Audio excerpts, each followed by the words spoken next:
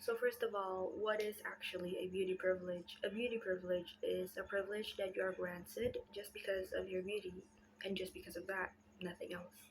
So, even though you're contending with a lot of people, you are, facing 100 people, you are picked because you're beautiful. You're the prettiest out of all of them, and that is what is called a beauty privilege. This is not a very good, just by the sounds of it, it's not a very good thing to apply to people. It's not a very good view, not a very good method of choosing from 100 of people, right? Just from the sounds of it, it's obviously not a very good thing to do, especially to little children and to teenagers where their minds are very, very impressionable. Children catch on very quickly, especially if it's something that causes them extreme emotions, and teenagers as well, where you're experiencing hormones, where you're going through puberty, you're faced with this stuff. Obviously, it's gonna affect the teenager quite a bit.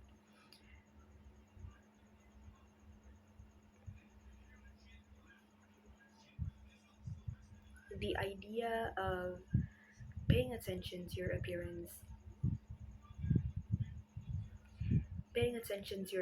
is not wrong. Like making sure your hair is, like making sure your shirt fits the outfit, making sure that the colors you're wearing are good to look at, are nice to look at, wearing your favorite color.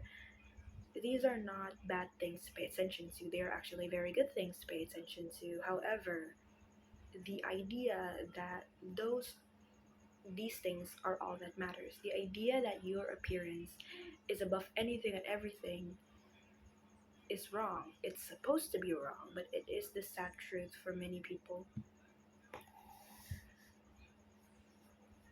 We're supposed we're supposed to fo- we're supposed to focus more on someone's qualities rather than their appearance.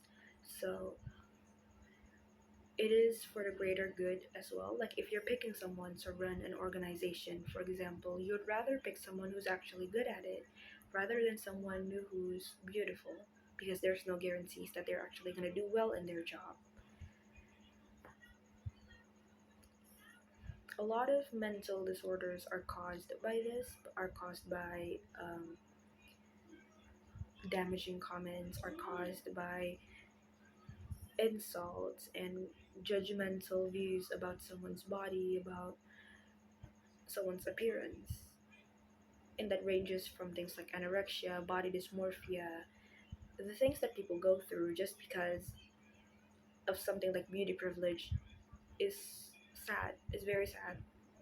In conclusion, you are, in conclusion,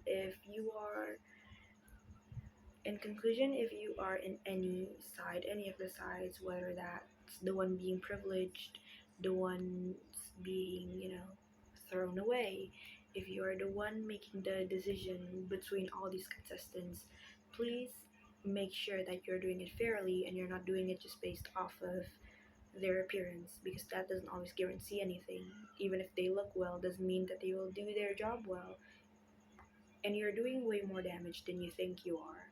It is good to think about other people's feelings. It is good to teach, especially the children, to show a good example that when you work hard, you will obtain what you desire. When you work hard, you will obtain whatever it is that you desire, hopefully. So what I just presented to you was an example of an analytical exposition text. Now, what is an analytical exposition text actually is? That is a text that basically you expose a material, you position it, and then you analyze it. So in this case, I am analyzing the topic of beauty privilege and how it affects people in general, especially little children, focusing more on that. As for the language, analytical exposition text, they use more persuasive words, obviously, and also they use words like and then simple present tense, which is something like